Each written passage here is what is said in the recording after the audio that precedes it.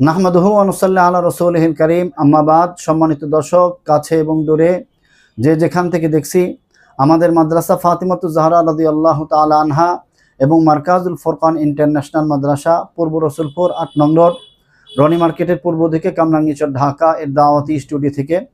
সম্মানিত দর্শক, অনেকেই সাধারণ ভাই যারা আছেন তারা আমাদের কাছে জানতে চান, কোনো ব্যক্তি যদি তার শ্বশুর বাড়িতে যায় তাহলে সে কি মুসাফির হয়ে যাবে নাকি মুকিম হিসাবেই থাকবে।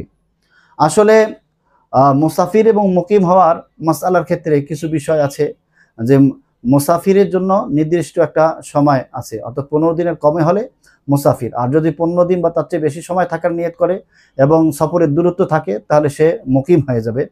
সুতরাং কোনো ব্যক্তি যদি শ্বশুর বাড়িতে যায় এবং শ্বশুর বাড়ি তার বাড়ি থেকে সফরের দূরত্বে থাকে তাহলে এবং 15 দিনের কমে থাকার নিয়ত করে, তাহলে ওই জামাই শ্বশুর বাড়িতে সে মুসাফিরের মতোই নামাজ পড়বে, অর্থাৎ 4 রাকাতওয়ালা নামাজগুলো একাকি আদায় করলে 2 রাকাত পড়বেন।